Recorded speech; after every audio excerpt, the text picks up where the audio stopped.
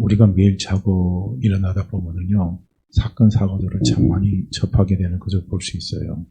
요즘 같은 경우는 특히 참 안타깝게도 우리가 보도를 보게 되면은 자꾸 살인 사건들이 이렇게 많이 보도되는 걸 우리는 이제 볼 수가 있고요. 또 폭행 사건들 이런 것들을 이제 볼 수가 있어요. 엊그제는 비근한 예로 우리 지역, 이제 우리 중부 지역 안에 참 안타까운 그 사건이 좀 벌어졌죠. 그게 뭡니까? 돈 8만 원 때문에 살인까지 하게 되는 그런 일들이 이제 벌어진 것을 볼 때 참 너무나 안타깝죠. 너무나 안타까워요. 근데 그 사건도 가만히 우리가 그냥 저도 내막은 잘 모르지만은 우리가 일어나는 사건을 대부분 다 보면은 어디서 기인되냐면요. 다 의도성을 가지고 고의적으로 접근한 사건들은 별로 없다고 봐요. 근데 문제는 뭡니까? 우발적인 사건이죠. 그 우발적인 사건의 가장 중요한 게 뭡니까? 참지 못해서 일어나는 사건입니다. 그 순간만 조금만 참으면 그거 넘어갈 수도 있는 문제들인데 그걸 참지 못하고 감정에 욱해가지고 저지르는 일들, 그게 평생을 자기에게도 상처가 되고 남에게도 상처가 되고 아픔을 주고 하는 이런 일들이 이제 벌어지게 되는 것을 볼 수가 있습니다. 우리가 그런 사건을 볼 때마다 저도 생각하는 게 뭐냐면 저게 남의 일 같지 않다.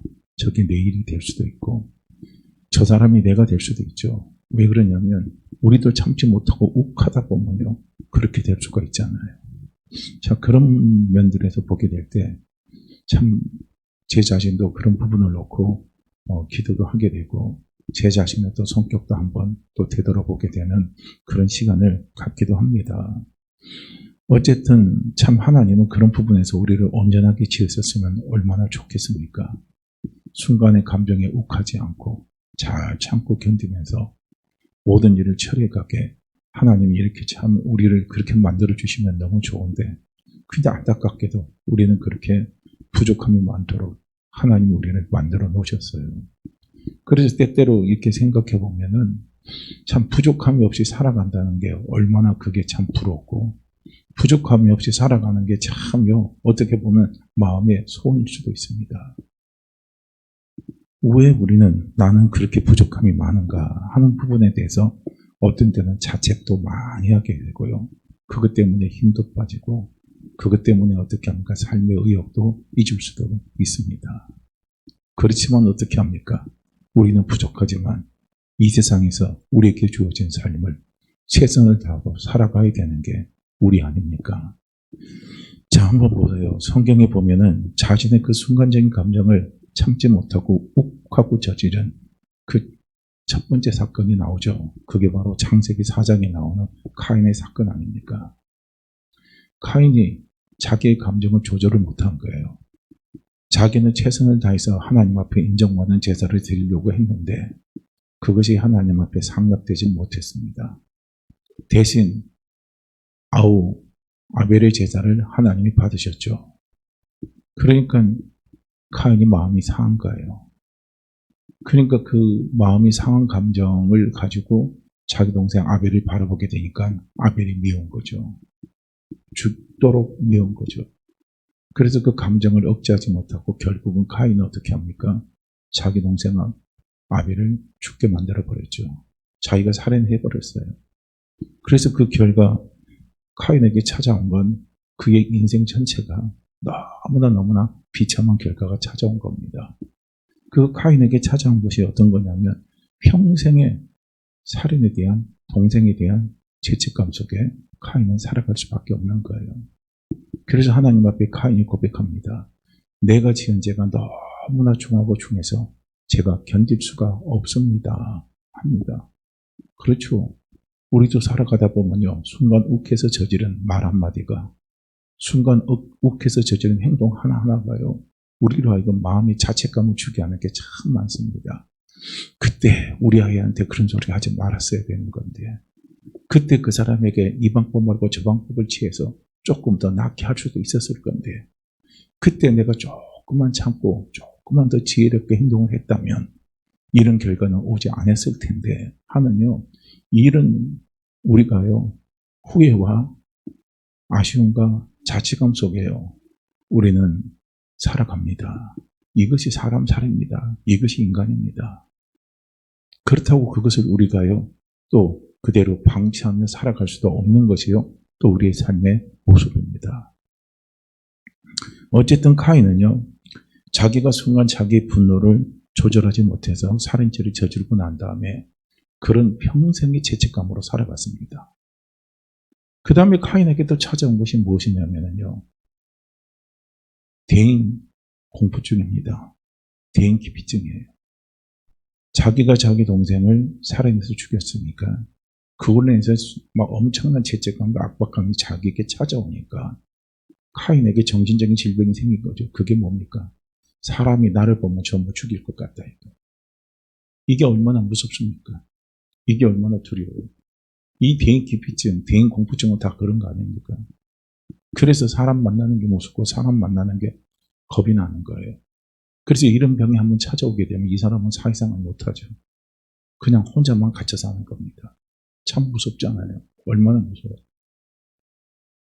그래서 카인은 이런 대인 기피증에 걸린 거예요. 그래서 하나님이 그 병을 치유하기 위해서 카인아, 내가 너에게 표를 주겠다. 그 표를 사람들에게 보여주면 너를 결코 죽이지 않는다 하고 카인에게 그렇게 말을 했어요. 그럼에도 불구하고요, 카인은 어떻습니까? 그 대인 기피증에서 벗어나질 못해요. 그래서 창세기 4장 17절 말씀에 보면 카인은 성을 쌓았더라 이렇게 했습니다. 우리가 성을 쌓는다는 건 두 가지 의미가 될 수가 있죠. 진짜 성을 쌓는 건 쌓는 거고요. 그 다음에 성을 쌓는다는 것은 무엇입니까? 마음을 닫고 산다는 거예요. 그래서 예수 믿는 우리는요, 예수 믿으면 믿을수록 우리의 마음의 담이 자꾸 허물어져야 돼요.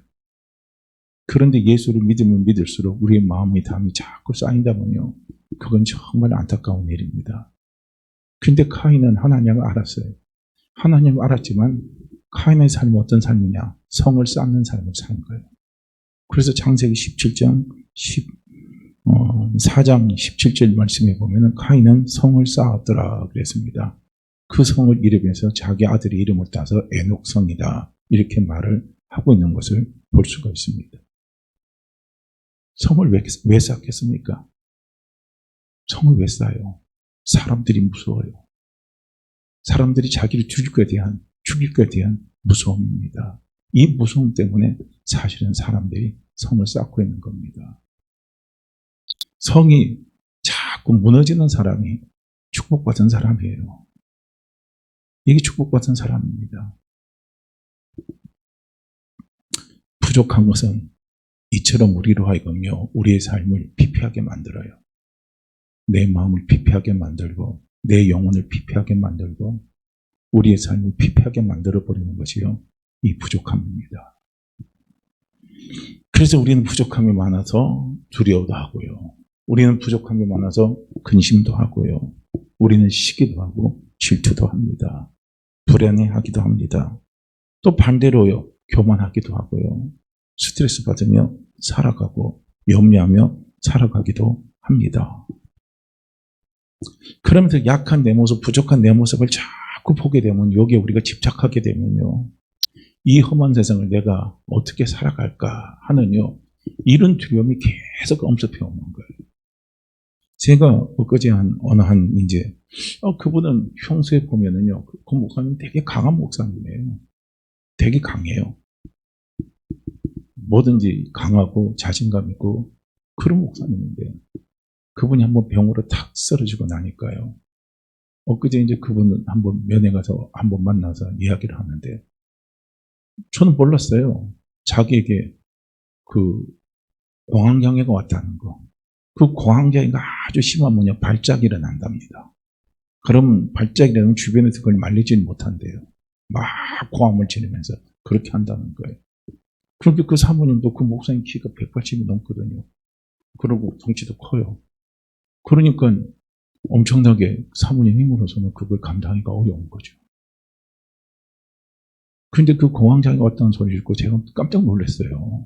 아니, 저분에게도 저런 게 찾아오냐 이거예요. 그런데 이제 그분이 이제 나중에 이제 이야기를 좀 들어보니까 그 순간적으로 찾아오는 그 두려움이래요. 그 무서움입니다. 자기의 그 삶에 대한 앞길에 대한 무서움이 확 밀려오니까 자기가 그렇게 되더라는 거예요. 그러면서 이제 병원에 가서 약을 주는데, 이제 약을 자기가 주는데 이제 나중에 그런 생각을 했대요. 내가 약을 안 먹고 약을 의지하면 끝까지 의지할 것 같으니까 다시 마음을 다 부지게 먹고 하나님을 의지하고 바랬대요. 그래서 간절히 그 공황장애 와서 막 발자국 오를 그 시점에 그냥 간절한 마음으로 하나님 앞에 붙들고 살려달라고 그렇게 기도하니까 하나님이 이기게끔 힘을 주시더라는 겁니다. 그래서 지금은 자기가 거기에서 벗어났다. 그런 말씀을 하시더라고요. 그러니까 사람이란 건 약하고 부족했기 때문에요. 언제 어떻게 될 수가 없어요. 순간 찾아오는 거니까. 무너지는 것도 순간 무너지는 거예요. 이 사람이 약하기 때문에 그래요. 부족하기 때문에. 그러니까 이런 약한 것들이 우리에게 쫙 밀려오면은요. 내 남은 이 인생 험한 세월. 이거 어떻게 살까? 앞으로 우리 시대는 이제 뭐 120세 시대라 그러잖아요. 이제 100세 시대 넘어서 120을 향해서 달려나가는데 그 120은요. 부족함이 없고 넉넉한 사람들은 120세가 좋은 시대일 수 있지만은요. 어렵고 힘든 사람이 120을 살아가려면 그는 엄청나게 고통스럽죠. 내가 이 남은 시대를 어떻게 살아갈까, 어떻게 준비할까 이런저런 생각하다 보면요. 잠 못 이루고 그러다 보면 나도 모르는 불안감이 찾아오고 공포감이 찾아오게 되고 그것이 결국은 정신장애까지 순간 오게 만들어버리는 그런 무서운 결과를 가져오게 됩니다. 그리고 실질적으로요. 우리가 한번 생각해 보세요. 이 세상은요. 우리가 살고 있는 이 세상은 약한 것을 허락을 안 해요. 이 세상은 강한 사람만 자꾸 찾아요. 강한 사람만 찾습니다. 약한 사람은 이렇게 관심이 없어요. 약자는. 오직 사람들의 관심은 강자에게만 있잖아요. 그러니까 이번에도 뭐 저기 있잖아요. 미스트롯 할 때도 보니까 뭐 상금이 뭐 1등한테만 다 줬대요. 2등, 3등 상금이 없어요. 야, 그거 보고 그럼 1등 아니면 나머지 2등, 3등은 필요가 없다 이거예요. 참 그거 보니까 세상 참 모질게 바뀐다. 모질게 변한다. 오직 이 세상은 1등만 살아남는 세상이구나 하는 이런 생각들을 자꾸 갖게 만들어버리는 거예요. 세상은요. 어떤 게 아름다운 세상입니까? 1등도 살고 2등도 살고 3등도 살고 10등도 살아낼 수 있는 그런 세상이 어떻게 보면 그게 좋은 세상 아닙니까? 꼭 1등만이 살아나는 세상은요. 너무 힘들고 지치잖아요. 너무 힘들고 지쳐요. 그래서 삼성에 있는 어느 일하는 임원이 40대 임원이 나중에 자기가 찾아오는 중압감에 견디지 못해서 어떻게 했어요? 자살했다고 그러잖아요. 왜냐하면 기업에서는 항상 새 것을 만들어내라. 그 새 것도 다른 어떤 나라가 추적하지 못할 때 따라오지 못할 정도로 인류 기술을 만들어내라고 자꾸 요구를 하니까 거기에서 그 요구에 부합돼서 달려간다는 게 얼마나 힘이 듭니까? 가끔은 우리의 창의성이요. 남이 생각하지 못하는 독특한 창의성이 한두 번은 나올 수 있어도 매번 그렇게 나오는 건 힘들잖아요. 너무 어렵잖아요. 그런데 그걸 자꾸 요구하게 되면요. 삶이 너무 힘들고 고통스러운 겁니다. 그래서 거기서 견디다 못하면요. 그냥 쓰러지는 거예요. 참 우리는 그런 거 보면요. 부족함이 너무 많은 거예요. 그런데 저도 야고보서를 계속 이제 저녁에 이제 기도하면서 저도 야고보서를 이제 계속 읽어봐요. 몇 번 읽어봤거든요. 그 전에 이제 야고보서 말씀을 이렇게 할 때 인내라는 단어를 제가 별로 좋아하지 않았어요. 근데 야고보서를 읽다 보니까 오늘 4절 말씀 인내라는 부분이 눈에 딱 들어오는 거예요. 눈에 딱 들어오면서 인내가 무슨 복일까? 저는 그렇게 생각했어요. 그런데 오늘 본문 말씀을 가만히 보게 되면요. 야고보를 쓴 이게 이제 기자가 우리에게 그렇게 이야기를 하고 있어요. 인내를 온전히 이루라 그랬습니다. 이는 너희로 온전하고 구비하여 조금도 부족함이 없게 하려 함이라 그랬습니다. 우리를 온전하게 만드는 비결. 온전하지 못하는 내가 온전해지는 비결. 부족함이 많은 내가 부족함이 없는 비결. 부족함이 없게 되는 비결이에요. 그러니까 이 말은 다른 말로 한다면 온전하지 못하고 불완전한 내가 온전한 사람으로 살아갈 수 있게 하는 비결입니다. 부족함이 많은 내가 부족함이 없도록 살아갈 수 있게 하시는 하나님 주시는 비결입니다. 그 비결이 어디에 있느냐? 야고보서를 쓴 기자는 우리에게 이야기합니다. 그건 바로 인내다라고 말합니다. 인내입니다. 그래서 저는 인내라는 단어에 다시 한번 주목을 하게 되는 거예요.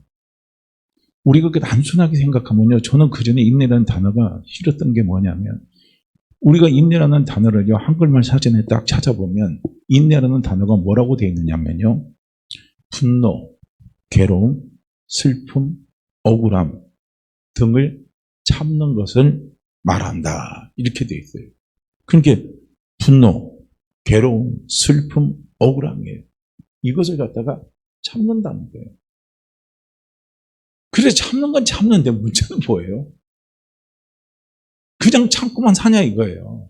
그런데 우리가 살아보면 그냥 참는데, 그냥 참는 건요, 어떻게 보면요, 참 그건 보면 고문 같아요.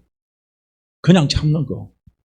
내가 힘이 없으니까, 배운 것이 없으니까, 가진 것이 없으니까, 내가 병이 있으니까, 내게 주어진 어떤 것이 없으니까 나는 그냥 분노할 일들을 내가 당해도, 억울한 일을 내가 당해도, 괴로운 일을 내가 당해도, 슬픈 일을 내가 당해도 나는 그냥 참고 살아가야 하는 인생이구나, 팔자구나, 우리가 그렇게 생각하고 지내면 너무 비참하잖아요. 왜 내 인생은 그렇게밖에 못 사나? 왜 내 인생은 이렇게 살 수밖에 없는 인생이 되는가? 그렇게 생각하다 보면요, 누구 원망이 나와요? 부모님 원망이 나오는 거예요. 아, 그냥 우리 부모님 DNA가 좋은 DNA라도 하나만 받았으면, 머리 좋은 DNA, 돈 잘 버는 DNA, 건강한 DNA, 인간관계가 좋은 DNA, 뭐 이런 거라도 유전자 형제를 받았으면 내가 이러질 않을 건데, 도대체 우리 부모님은 나에게 뭐 준 게 있느냐 이거예요. 이러면서 부모님 원망하다가, 또 그런 원망이 찾아오면요, 세상 사람들이 다 꼴보기 싫어요. 특히 어떤 사람이 더 보기가 싫냐면요, 잘 되던 사람 보면 싫은 거예요. 이유 없이 싫은 거예요. 이유 없이 몸에 닭살 돋는 겁니다. 그게 어떻게 보면 참 무섭고 두려운 거죠. 남이 잘 되면 우리는 축복과 함께 즐거워해 줄 수 있어야 되는데, 남이 잘 되면 싫어요. 왠지 싫어요. 그 사람이 싫은 거예요. 아마 카인의 마음속에 찾아온 것이 그것이 아닌가 싶어요. 하나님이 자기 제사를 받아들이지 않고 아벨의 제사를 받아들이고 아벨이 기뻐하니까 카인의 마음속에 그게 순간 찾아온 겁니다. 그러니까 카인을 미워하게 되는 거죠. 그게 미워하게 되다 보니까 살인까지 저질러 버리는 거예요. 그게 세상에 대한 분노로 치받는 거죠. 이게 얼마나 참 안타깝습니까? 그래서 저는 인내라는 단어가 별로 좋지 않았어요. 근데 야고보서를 가만히 읽어보면서 인내라는 단어를 다시 그때 생각해 봤어요. 그래, 믿음의 사람들이 인내를 한다 이거야. 그럼 인내라는 게 뭐냐 이거야. 그래서 저기는 인내는 신앙적인 부분을 딱 생각하는 거예요. 인내는 뭡니까? 하나님을 믿고 맡기고 기다리는 거예요. 아, 이게 인내구나 하는 게 깨달아지는 거예요. 그래서 제가 오늘 이 설교를 준비하면서 인내라는 단어를, 이게 이제 그 신학적인 부분으로 한번 찾아서 보니까 그 깨달음이 맞는 거예요. 그러니까 인내라는 단어를 제가 이렇게 찾아본 건 아까 제가 이제 사전적인 부분에서 찾아봤는데요. 그래서 인내라는 단어는 세상 사람들은 겸손이라는 말로도 쓰고요, 관용이라는 말로도 쓰고, 겸딤이라는 단어로도 씁니다. 그렇지만은 인내라는 것을 우리가 신앙적으로 보게 되면 인내는 하나님의 성품과 관련이 되는 거예요. 그리고 인내는 뭡니까? 성령이 주시는 9가지 열매 가운데 하나입니다. 그래서 성령의 열매는 하나님의 성품이에요. 이게 인내라는 것은. 그래서 인내라는 건 2가지로 우리는 생각해야 돼요. 우리는 자꾸 세상적인 의미에서 인내를 생각하면 싫어요. 저도 그래서 싫었던 거예요. 무조건 뭐 사람이 참고만 사냐 이거야. 어떻게 사람이 참고 사냐 이거야. 참고 사는 것도 한두 번이지. 그러다가 이제 약한 사람이 어느 날 한번 팍 폭발하면요, 그거 무섭게 되는 거예요. 눈이 확 누군말라면, 제가 이런 표현 쓰면 뭐 하지만요, 눈깔이 뒤집어진다고 그러잖아요. 그러면요, 눈이 한번 막 뒤집어져 버리면요, 그거 걷잡을 수가 없는 거예요. 엄청난 결과를 초래할 수 있습니다. 그 우리 대구의 지하철 참사 사건 한번 보세요. 거기다 휘발유 쫙 갖다 뿌려 불 붙이니까 자기만 죽어요. 전체 얼마나 많은 사람들에게 희생을 갖고 오게 만듭니까? 무서운 결과를 가져오게 만들거든요. 그래서 세상적인 의미에서는 인내라는 것은요, 주로 참고 견딘다라는 의미이지만요, 우리 신앙적인 의미에서는요, 인내라는 단어는 뭐냐면 아버지 하나님을 믿고 기다리는 거다. 이게 신학적으로 해석한 거더라고요. 이게 인내라는 거예요. 할렐루야. 그러니까 예수 믿는 우리는요, 인내가 필요한 거예요. 인내가 있어요. 그러니까 우리가 이 인내가 되면은요, 우리의 믿음으로 인내하면은 우리는 부족함이 없어도, 부족함이 많아도 부족함이 없는 거예요. 우리는 불완전해도 우리는 완전해질 수 있는 거예요. 그래서 인내의 복이, 인내의 축복이 바로 여기에 있구나 하는 것을 깨달은 겁니다. 한번 보세요. 불완전한 내가 참다가 어느 날 불완전한 내가 팍 터뜨리면요, 그 작품이 좋은 작품이 나올까요? 좋은 작품이 나올까요? 불완전한 사람이 만든 작품은 역시 불완전합니다. 완벽한 사람이 만든 작품이 완벽한 거예요. 그런데 우리 하나님 아버지는 뭡니까? 완벽하신 분이거든요. 그분은 온전하신 분이십니다. 그렇기 때문에 우리가 인내하는 것은 뭡니까? 그렇게 온전하시고 완전하시고 우리가 말하는 전지하시고 전능하신 그분께 믿고 맡기고 기다리고 기도하며 있는 거예요. 그러면 그분이 주시는 열매는 반드시 온전한 열매가 나타나게 되어 있습니다. 이 신앙적인 사람은 이런 인내가 필요한 거예요. 그렇게 세상 사람들이 참는 데는 뭐가 빠졌어요? 온전함이 빠진 거예요. 불완전한 게 들어가 있는 거예요. 그래서 참다 못하면 나중에 지치다 보면 팍 터져버리는 거예요. 그런데 신앙적으로 예수 그리스도를 믿는 우리에게는 누가 들어가 있습니까? 그 인내 속에는요, 우리의 주권자이시고 우리의 생명이시고 우리의 도움이시고, 정말 우리의 신앙의 고백을 거기다 다 이어보세요. 하나님은 내 생명의 주권자시잖아요. 하나님 아버지는 나를 잘되게 하시는 분이시잖아요. 하나님 아버지는 나를 도와주시는 분이시잖아요. 그래요, 안 그래요? 그분이 들어가 있는 거예요. 인내에는 그분이 들어가 있는 겁니다. 그분께요, 어떻게 합니까? 맡기는 거예요. 맡기는데 그냥 맡깁니까? 기도하면 맡기는 거예요. 기도하면서 맡기는 거예요. 그리고 어떻게 합니까? 기다리는 겁니다. 거기에 누가 들어가 계시냐면 나를 사랑하시고 나를 도와주시는 온전하신 아버지 하나님이 거기에 들어가 계시는 거예요. 그래서 그분이 들어가 계시기 때문에 예수 그리스도를 믿는, 하나님 아버지를 믿는 우리의 인내 속에서는 무엇이 있습니까? 분명한 소망이 있는 거예요. 그냥 참고 견디다가, 우리가요 인생 살다 보면 참고 견디다가 병들어서 죽는 사람 많아요. 속병 생겨서 죽는 사람 많아요. 요즘에 많은 사람들이 얼마나 암으로 많이 죽어갑니까? 그 암이 물론 환경적인 공해 속에서도 오는 거지만요, 내적인 스트레스에서 쌓인 것이요 해소가 안 돼가지고요 참다가 어떻게 합니까? 속병 생겨서 죽는 거예요. 그게 불치병인 겁니다. 우리가 무조건 참으라면 불치병 생겨요. 그런데 그 안에 누가 들어 계십니까? 우리 하나님 아버지를 믿고 하나님 아버지를 믿어라 이거예요. 그분의 도우심을 믿어라 이거예요. 그분의 인도하심을 믿어라 이거예요. 그리고 뭡니까? 그분께 맡기라 이거예요. 그리고 너는 기도하라 이거예요. 그리고 기다려봐라. 어떤 결과가 오느냐 이거예요. 성경은요, 하나님 아버지께 믿고 맡기고 기도하고 기다리는 자에게는 하나님이 구원의 역사가 일어납니다. 하나님 아버지의 도우심의 역사가 일어난다는 거예요. 하나님 아버지의 도우심의 역사, 구원의 역사, 그건 우리가 쉬운 말로 말하면 은혜고요. 그게 좀 더 우리가 직설적으로 더 쉬운 말로 말하면요, 그건 축복입니다. 반드시 성경은요, 기다리는 자에게 축복을 약속하고 있어요. 우리 성경에 그런 예를 우리는 많이 찾아보는 거예요. 많이 보는 거예요. 그렇게 야고보서를 쓴 야고보서 기자가 이야기하는 거예요. 여러분, 시험이 찾아옵니까?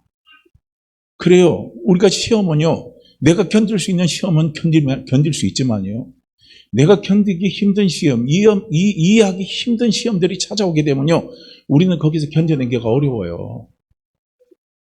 근데 야고보 사도는 이야기하잖아요. 인내하십시오.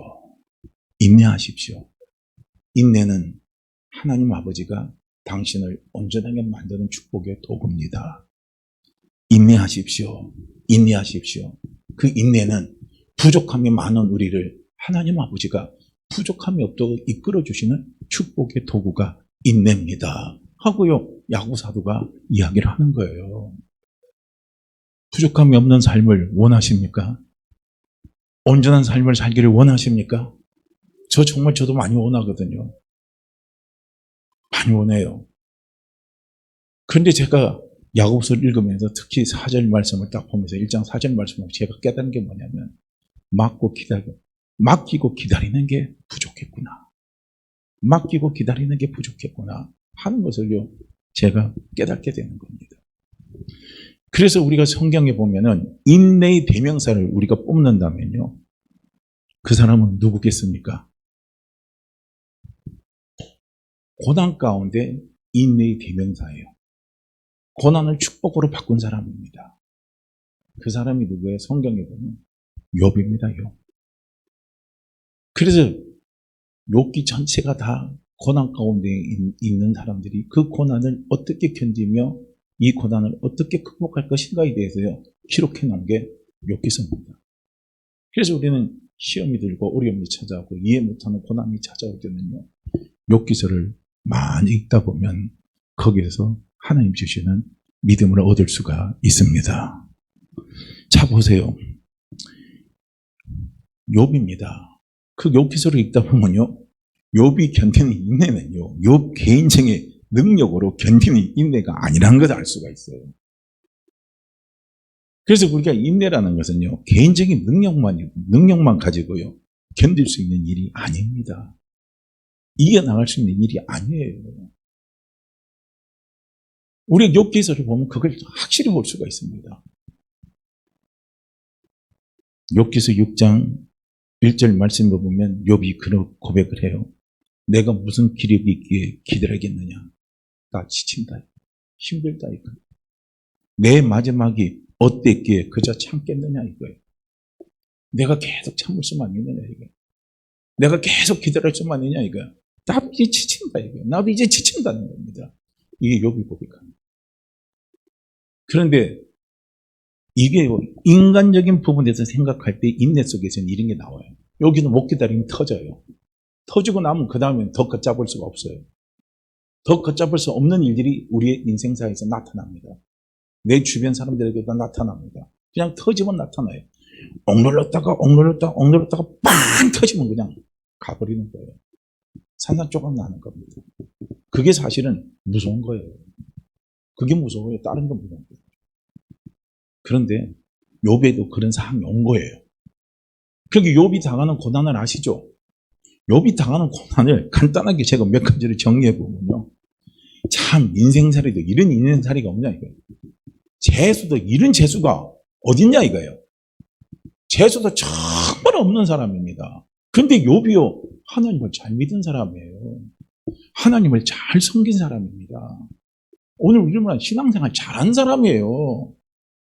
신앙생활 잘한 사람, 신앙생활 잘한다 이게 어느 날 이런 일들이 생겨버리는 거예요. 왜 벼락이 떨어지는데 해피라면 저 빌어먹을 저 사람한테 가서 벼락이 떨어지지, 왜 벼락에 해피라면 우리 집에 벼락이 떨어졌냐 이거예요. 욥에게 그런 일이 나타나는 거예요. 벼락입니다. 벼락. 하늘에 불이 내렸다는 거, 벼락 쳤다는 겁니다. 벼락이 쳐가지고 양떼들이 죽고 종들이 또 떼죽음 당한 거 아니에요. 이런 일들이 내게 찾아오면 이해가 되겠습니까? 이해가 돼요? 태풍이 몰려왔어요. 강풍이 몰려왔어요. 이런 거는요, 막 간중으로 많이 나와요. 그 전에 제주도에 엄청난 그 태풍이, 강풍이 몰려왔는데 나머지 강불 하우스는 싹 쓸어서 없어졌는데 한 집만 딱 온전하게 있더래요. 그 집이 누구 집이냐? 장로님 집이더래요. 그래서 그게 간중으로 나왔어요. 그런데 욥에게는 반대예요. 어느 날 갑자기 막 강풍이 몰아치는데 욥의 큰아들 집에 자식들이 모여가지고 잔치를 벌이는데 강풍이 와서 그냥 배들보 있잖아요. 내기퉁이 탁 무너뜨려 버리니까 석가래가 위에서 확 내려앉아 버리니까 욥의 자식들이 거기서 한 날 떼죽음해서 다 죽어버린 거예요. 해피라면 왜 강풍이 왜 내 집에 찾아오냐 이거야. 아니 저 제주고 사는 저 아무개한테 가지.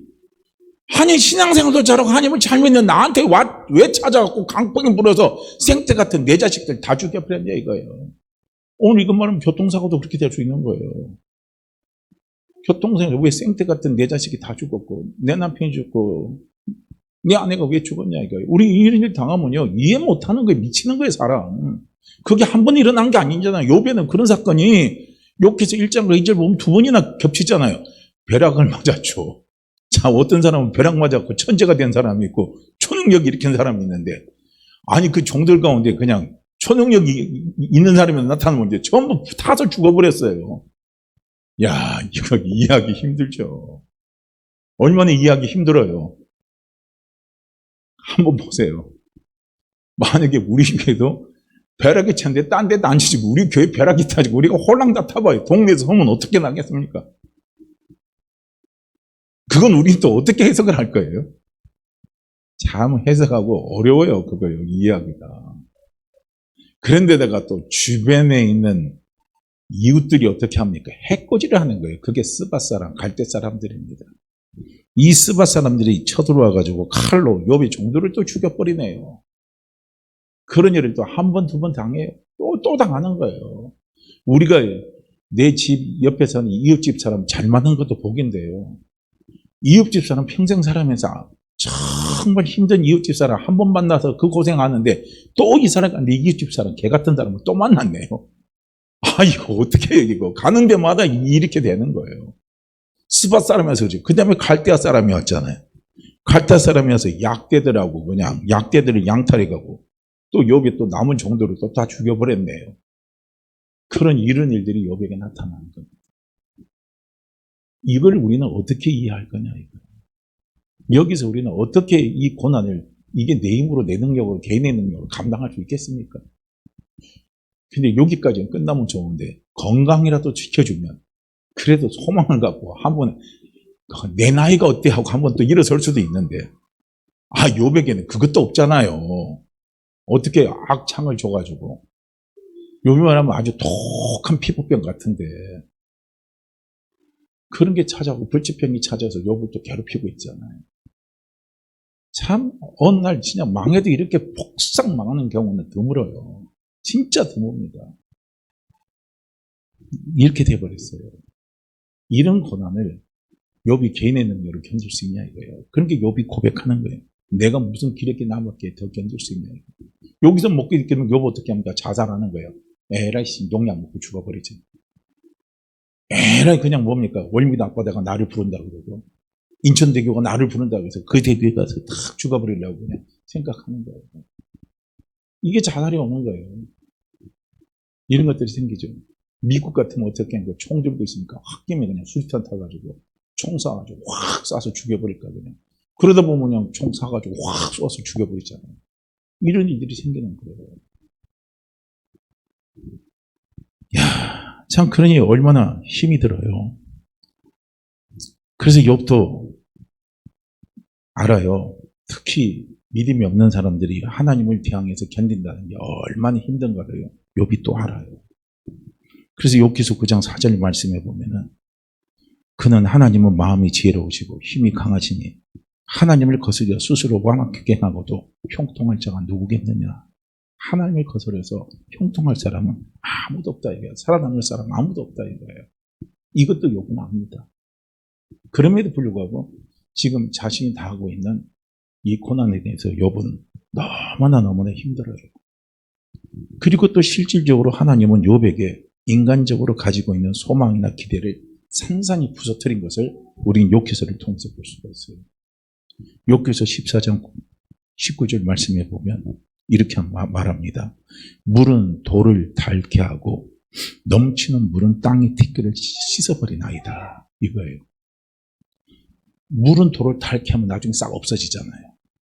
그 다음에 넘치는 물은 땅의 티끌까지 싹 없어진다는 거면 소망까지 싹 없애버린다. 희망까지 다 걷어가 버린다는 거예요. 이와 같이 주께서는 사람의 희망을 끊으시니이다. 내 소망까지, 내 꿈까지도 다 하여 하나님 어떻게 합니까? 끊어버리고 빼앗아가 버렸다 이거예요. 욥에 비해서 그런 고백까지 나와요. 그게 얼마나 참기 힘듭니까? 너무너무 힘들죠. 그렇지만은요, 이런 상황 속에도 욥은 하나님 앞에 기대합니다. 욥기서 14장 14절 말씀에 보면 욥이 자신의 삶 속에 하나님이 계속 개입해 주기를 욥은 기대하고 기다리는 거예요. 그게 인내입니다. 그래서 욥기서 14장 14절 말씀에 보면 장정이라도 죽으면 어찌 다시 살리까? 나는 나의 모든 고난의 날 동안을 참으면서 풀려나기를 기다리겠나이다. 내 고난의 날, 지금 내가 고난을 당하고 있다. 그 날이 얼마 될지는 모르지만 그렇지만요, 저는 참습니다. 이 고난의 날에서 제가 풀려나기를 저는 기다리겠습니다 이거예요. 자기의 완전한 소망이, 인간적인 소망이 다 무너지는 가운데 그 소망을 갖고 다시 일어설 수 있는 건요, 그 인내 속에서는 누가 들어가야 된다고요? 우리 하나님 아버지가 들어가면 우리는 욥처럼 다시 기다릴 수 있는 거예요. 소망을 갖고 기다릴 수 있는 거예요. 하나님 내 고난의 날을 풀어주실 것을 소망을 갖고 우리는 기다릴 수 있는 겁니다. 그렇게 해서 욥이요, 소망을 갖고 기다리니까 드디어 하나님이 욥의 고난의 날을 풀어주시는 그 날이 오는 거예요. 거기서 끝난 게 아니더라고요. 그냥 거기서 끝난 게 아닌 거예요. 그 고난의 날을 하나님이 풀어주시고, 풀어줘요. 그것도 하나님이 때가 되니까 딱 풀어주시는 거예요. 자꾸 하나님이 우리의 고난의 날을 풀어주시고, 기다릴 때 하나님이 우리에게 회복의 역사를 가져주실 때는요, 하나님 우리에게 계속 영적인 지혜를 회복시켜 줍니다. 영적인 지혜를 계속 회복을 시켜주셔요. 그걸 우리는요, 잘 봐야 됩니다. 욥기서 42장 2절과 3절 말씀에 보면 하나님이 욥기서 41장에서 욥하고 막 대화를 해요. 그러면서 욥의 우매함을 깨닫게 만드는 거예요. 하나님의 전지전능하심을요, 욥의 입술 속에서 하나님을 고백하게 만들어 버리셔요. 그래서 드디어 욥기서 41장에서 하나님의 질문에 대해서 욥이 대답하지 못하고 거기서 딱 욥이 깨닫고 나서, 그리고 하나님 앞에 자기가 고백하는 고백의 장면이 욥기서 42장 2절 3절에 보면 나와 있어요. 뭐라고 되어 있냐면 주께서는 못하실 일이 없사오며, 전능하신 분이죠. 하나님은 못하신 일이 전혀 없다 이거예요. 믿으십니까? 믿으십니까? 믿으십니까? 믿으십니까? 정말 믿으십니까? 정말 믿으십니까? 정말 이것이요, 내 속에 믿음이 안 된다면 오늘 이 시간 우리 모두가 다야 전능하사 천지를 만드신 하나님 아버지를 제가 믿습니다 하는 이 믿음이 내 믿음이 될 수 있도록 우리 소원하는 마음으로 아멘 하시기 바랍니다. 믿으십니까? 믿으십니까? 믿으시죠? 저도 믿기를 원합니다. 아멘. 주께서 못하실 일이 없으며 무슨 계획이든지 못 이루실 일이 없는 줄 아오니 그랬습니다. 성경에서 안다는 말은요, 실질적인 체험의 고백에서 고백하는 거예요. 욥이 드디어 머리로만 고백하는 고백이 아니라 자기 삶을 두고 고백하는 거예요. 할렐루야.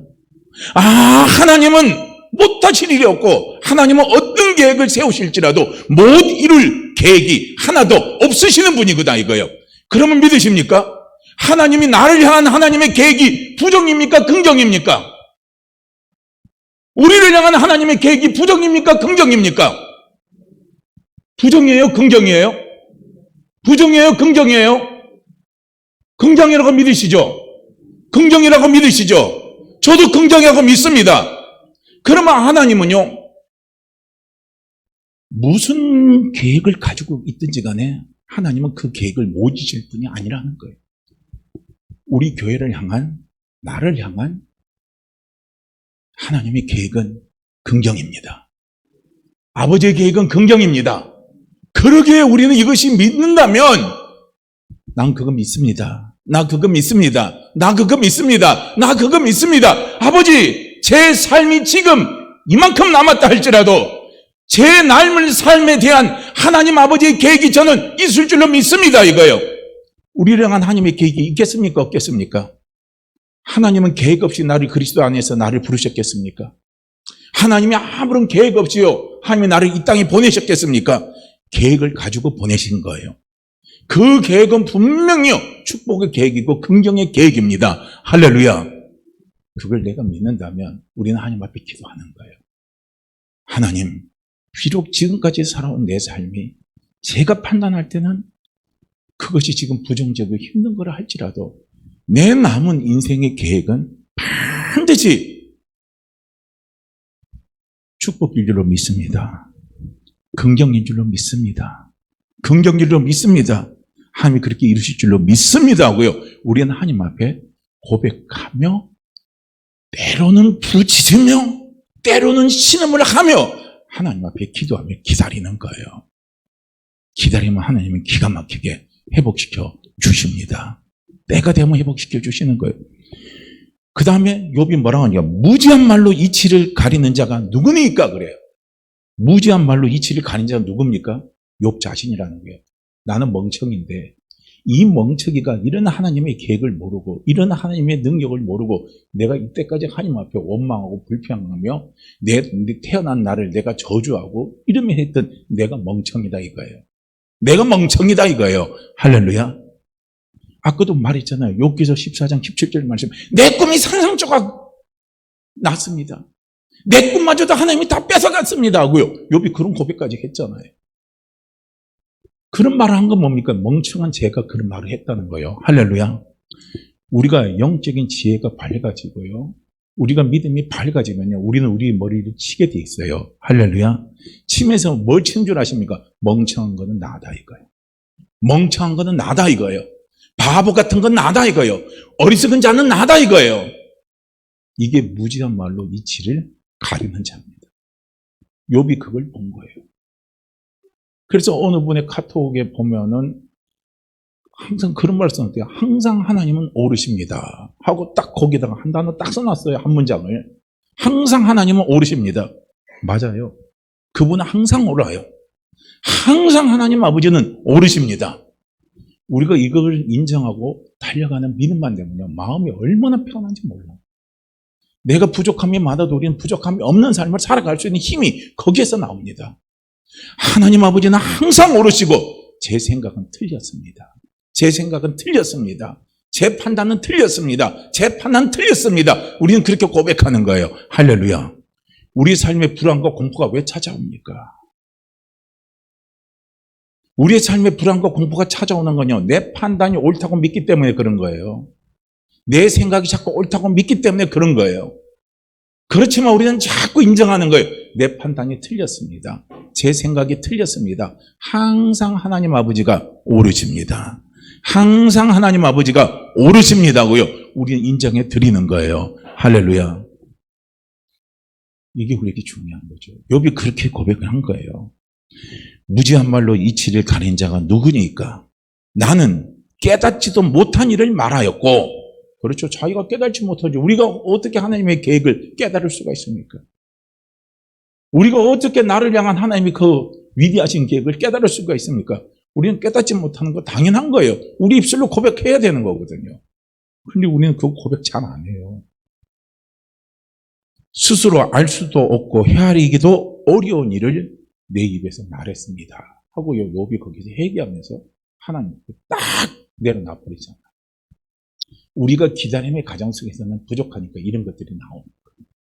그게 이게 영적인 이게 지혜가 자꾸 오게 되면요, 우리는 욥처럼 이런 고백을 할 수가 있어요. 하나님 앞에. 우리가 욥처럼 이런 고백이 내 삶의 고난의 그 키 속에서 이런 고백이 믿음의 고백이 나오면요, 우리는 거기서 소망이 생기는 거예요. 진짜 소망이 생기잖아요. 소망이 안 생겨요? 전 소망이 생깁니다. 저는 제 삶의 제 인생의 완전히 밑바닥 속에서 나는 끝났다고 생각하면 그 끝났다고 생각하는 그 생각에 제가 충실하고 그 감정에 제가 충실하면요, 저는 소망이 없어요. 그냥 끝내버리는 거예요. 빨리 죽고 싶다 이거, 빨리 끝내고 싶다 이거. 그렇지만 뭡니까? 하나님을 인정하는 거예요. 내 생각이 틀렸다. 내 생각이 틀렸다. 내 판단이 틀렸다. 인정하면 드디어 우리는 하나님이 보이는 거예요. 그럼 거기서 다시 소망이 생기는 거예요. 거기서 다시 일어날 수 있는 힘이 생기는 거예요. 부족해서 일어날 힘이 하나도 없는 나에게 다시 일어날 수 있는 힘을 누가 허락해 주십니까? 우리 하나님 아버지가 허락을 해 주십니다. 욥에게 그걸 하나님이 가르쳐 준 겁니다. 영적인 지혜가 자꾸 열리는 거예요. 할렐루야. 저는 이런 지혜가 자꾸 열리기를 원합니다. 열리면 그 다음에 나오는 게 뭐 형통이 나오게 돼 있어요. 회복이 나오게 돼 있습니다. 그 다음부터요, 하나님이 욥을 기가 막히게 회복을 시켜주는 장면이 이제 나옵니다. 사단은요, 욥기서 1장에 보면 사단과 하나님과 대화하는 장면이 나오죠.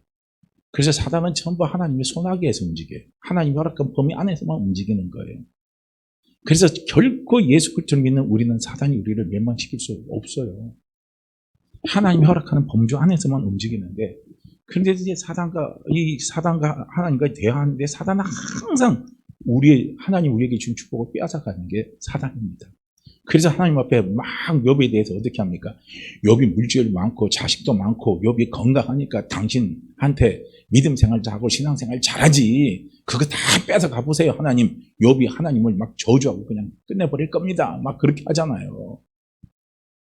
그러니까 하나님 어떻게 해요? 욥의 그 생명을 건들지 말고 나중에 네가 한번 시험해보라. 허락하니까 그 범 안에서 움직인 거 아닙니까? 근데 사단은 이처럼요, 우리에 있는 것을 자꾸 빼앗아가는 자가 사단입니다. 내 행복을 빼앗아가요. 내 건강을 빼앗아가요. 내 주변의 사람들을 빼앗아가요. 내 생각에, 긍정의 생각을 빼앗아갑니다. 긍정의 마인드를 빼앗아가요. 그게 누가 하는 짓입니까? 이게 다 사단이 하는 짓이에요. 다 빼앗아가지만요, 하나님 우리를 다시 회복시켜 주십니다. 할렐루야. 누구에게 회복시키십니까? 인내하는 자에게 하나님은 회복시켜 주시는 은혜를 가져다 주십니다. 그래서 하나님이 욥에게 이제 회복시키시는 은혜를 이게 딱 살펴보게 되면요, 첫째는 뭡니까? 신령한 은혜를 회복시켜 주셔요. 이건 다시 말하면 욥의 영적인 권위를 회복시켜 줍니다. 할렐루야. 우리 사랑하는 성도님들, 영적인 권위를 회복시켜 달라고 기도하세요. 특별히 안 믿는 남편이나 안 믿는 자녀나 아니면은 안 믿는 아내가 있을 때요, 아버지 내 영적인 권위를 회복시켜 주세요. 그래서 저들이 내 영적인 권위를 통해서 아버지를 알게 해주세요. 아버지 품으로 나오게 해주세요 하고요, 그렇게 기도하시기를 바랍니다. 그러면서 인내하시기를 저는 축복합니다. 자, 보세요. 욥에게 하나님이 어떤 영적인 권위를 회복시켜 주시냐면요, 욥기서 43장 7절과 10절 이렇게 말씀을 보시게 되면 이렇게 말합니다. 여호와께서 대만 사람 엘리바스에게 이르시되 내가 너와 두 친구에게 노하노니 이는 너희가 나를 가르쳐 말한 것이 내 종 욥의 말같이 옳지 못함이니라. 그런즉 너희는 수소 7과 수염 7을 가지고 내 종 욥에게 가서 너희를 위하여 번제를 드리라. 내 종 욥이 너희를 위하여 기도할 것인즉 내가 그를 기쁘게 받으리니 너희가 우매한 만큼 너희에게 갚지 아니하리라. 이는 너희가 나를 가르쳐 말한 것이 내 종 욥의 말같이 옳지 못함이니라. 하나님 직접 개입하시잖아요. 직접 개입을 하는 거예요. 여기서 욥의 세 친구가 얼마나 욥을 정죄했습니까? 어려울 때 고난 당할 때요. 어려울 때 고난 당할 때 내가 정죄하는 사람 만나면 미치는 거예요. 사람 미치게 만드는 겁니다. 그게 사람을 더 힘들게 더 죽게 만들어요. 그런데 욥의 세 친구가 위로합심내 하고 찾아오고 욥을 정죄하는 겁니다. 네가 죄지니까 하나님 너를 벌 주니까 그렇게 됐지 하고 막 정죄하니까 욥이 거기서 벗어나지를 못하는 거예요. 그러니까 하나님이 그 세 친구에게 막 노를 한 거예요. 노를 하면서 세 사람 찾아오고 욥에게 제대로 너희들이 욥에 가서 잘못을 구하라 이거예요. 그래서 잘못을 구하는 방법까지 가르쳐 주잖아요. 그래서 내 종 욥이 너희에게 기도할 때 내가 욥의 기도를 들어서 너희를 용서해 주겠다는 거예요. 욥의 영적 권위를 세워주시는 겁니다. 할렐루야. 우리는 누굽니까? 하나님의 자녀입니다. 우리는 누굽니까? 하나님의 택함을 받은 사람입니다. 우리는 누굽니까? 하나님의 약속을 받은 사람입니다. 우리는 누굽니까? 하나님이 함께하는 사람입니다. 그래서 하나님은 내 권위를 세워주십니다. 우리의 영적 권위를 세워주십니다. 할렐루야. 분명히 우리의 영적 권위를 세워주십니다. 때로는 우리가 주변 사람들에게 욥의 세 친구처럼 정죄받고 손가락질 당하고 조롱받는 일이 생긴다 할지라도요, 참고 기다리며 기도하시길 바랍니다. 그러면 하나님은 반드시 내 영적 권위를 분명히요 세워 주십니다. 그래서 우리가 영적 권위를 하나님 우리가 세워 주시니까요 나중에 우리가 믿음으로 말해버리면 돼요. 근데 믿음으로 말할 때요 그 참 이게 저주의 말을 하면 안 되겠더라고요. 그래서 우리 예수 믿는 사람 아무리 화가 나도 입에서요 진짜 저주의 말을 하면 안 돼요. 그 저주가 그 사람한테 그대로 흘러가더라고요. 제가 한 2번 경험해봤는데 그러고 나서는 아무리 화가 나고 해도 그런 기도 안 합니다. 근데 진짜 그거 무서워요. 진짜 무섭더라고요. 왜냐하면 우리는 하나님이 택한 사람이기 때문에요. 우리에게는 영적 권위가 있습니다. 욥은 하나님이 특별히 택한 사람입니다. 하나님 앞에 인정받은 사람이에요. 그렇기 때문에 욥의 영적 권위를요 하나님이 세워주시는 거예요. 할렐루야. 내가 그 사람에게 가서 따지지 않아도 돼요.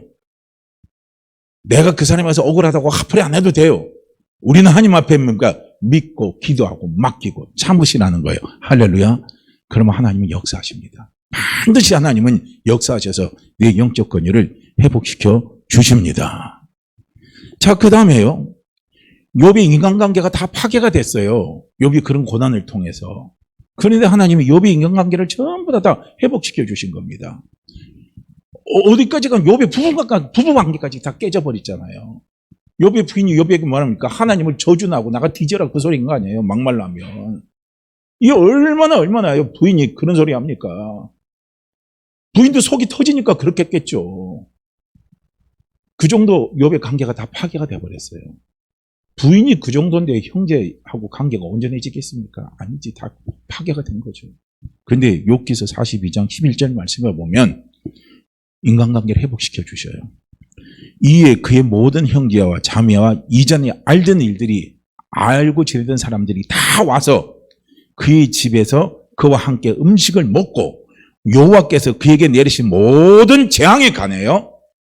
여호와께서 욥에게 내린 모든 재앙에 관해서 욥을 위하여 슬퍼하고 위로했다 그랬습니다.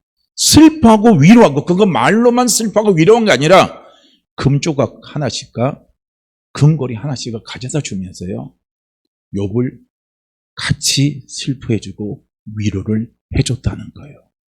관계가 싹 회복시켜 주신 겁니다. 할렐루야. 관계 회복을 시켜주셔요.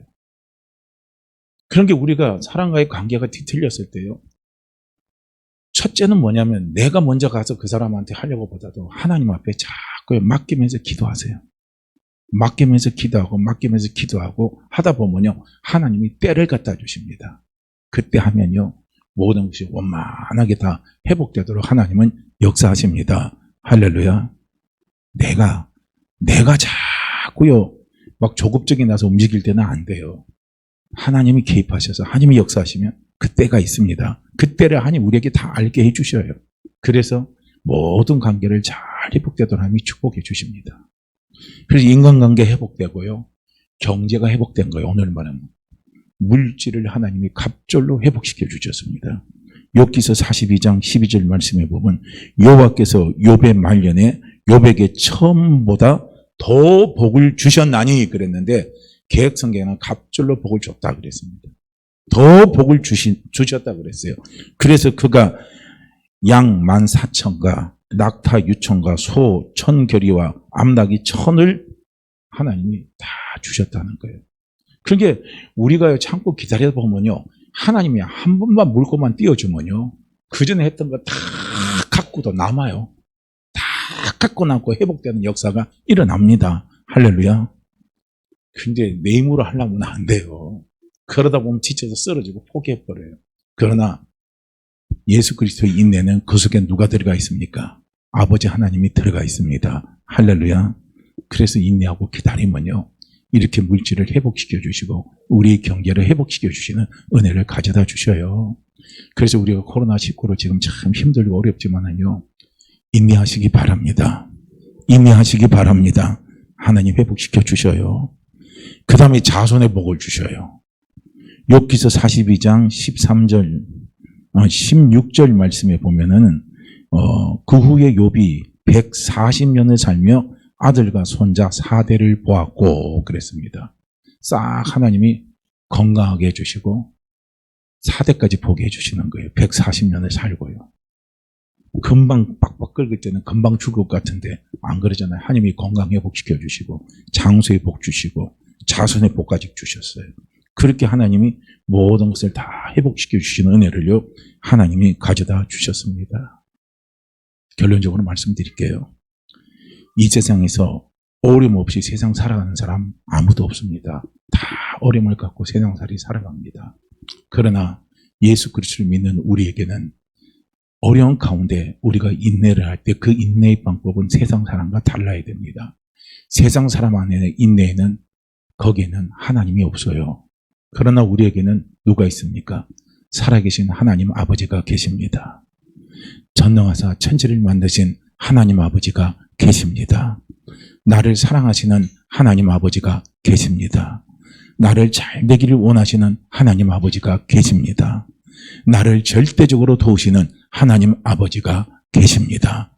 그래서 우리는 그 아버지를 바라보면서 그분께 자꾸 맡기면서 우리가 기도하면서요, 우리가 기다리며 달려가면 반드시 하나님이 인내의 열매는 좋은 열매를 가져다 주십니다. 그래서 세상 사람은 강한 자가 오래 간다 하지만요, 안 그래요. 우리 기독교 역사를 보면요, 누가 진짜 강자인 줄 아십니까? 오래 버티고 오래 가는 게 강자예요. 인내하는 자가 강자입니다. 할렐루야. 우리 성도의 인내는, 세상 사람과 인내하는 분명히 다릅니다. 우리는 하나님 아버지와 함께하는 인내이기 때문에 우리는 오래오래 버틸 수 있어요. 내 힘으로 버틸 수 없는 것도 아버지가 다 버티게 해주시면서 마침내 우리로 하여금 강자로 설 수 있도록 하나님 아버지가 우리를 분명히 도와주십니다. 그래서 우리 사랑하는 성도님들, 이 시간도 우리 함께 저는 같이 기도하기를 원합니다. 하나님, 인내의 복을 누리게 하옵소서. 인내의 복을 누리게 하옵소서. 인내의 믿음을 주옵소서. 우리 이 시간 함께 같이 기도하죠. 4절 말씀 우리 함께 읽고 기도합니다. 4절입니다.